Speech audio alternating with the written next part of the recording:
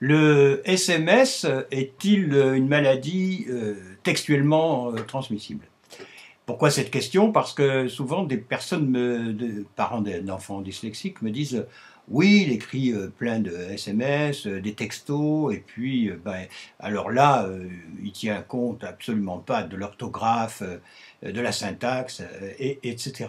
Et nous sommes inquiets parce que on se dit mais comment ça va être au fil des ans bon, alors moi, je ne suis pas d'accord. Manon, ce n'est pas une maladie textuellement transmissible. Pourquoi? Parce que, justement, un enfant dyslexique, par exemple ma génération, bah, on n'écrivait pas, quoi. Quand il s'agissait d'écrire une lettre à la famille ou quoi, c'était toute une histoire, parce qu'on était complexé, parce qu'on se faisait disputer, parce qu'on commettait des fautes. Alors que là, bah, avec les copains, les copines, les enfants ont toute liberté de s'exprimer, d'écrire phonétiquement, etc. Donc, c'était extraordinaire.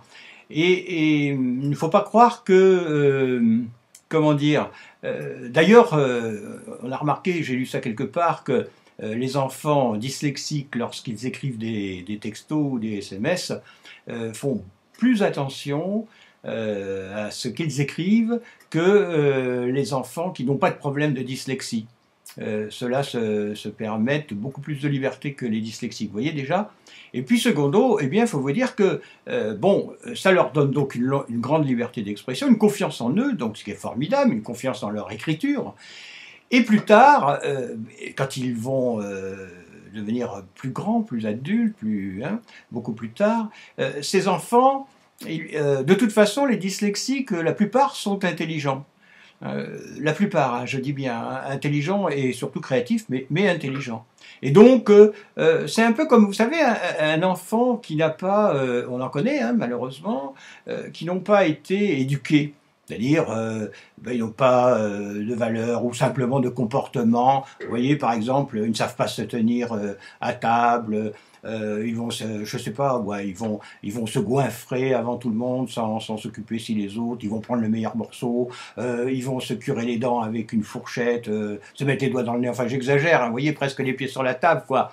Et ces gens-là, s'ils sont intelligents, après, en grandissant, devenant adultes, quand ils vont en société, ils se rendent bien compte que les autres ne font pas pareil, et forcément, ils rectifient leur façon de se comporter. Ils évoluent donc. Rien n'est perdu. Eh bien, pour les enfants dyslexiques ayant écrit des tas de textos et de SMS, etc., plus tard, ils vont se rendre compte que leur écriture, leur syntaxe, leur orthographe, ils transmettent l'image d'eux-mêmes à travers ça. Et comme ils sont intelligents, eh bien, ils vont commencer à faire beaucoup plus d'efforts pour rectifier le tir, pour faire très attention, pour prendre un synonyme parce qu'on ne trouve pas le même mot, le mot on ne sait pas l'écrire, etc. Ou vérifier avec les dictionnaires et autres. Donc moi, je dis, soyez tranquilles, les SMS, ce n'est pas une maladie textuellement transmissible. À bientôt.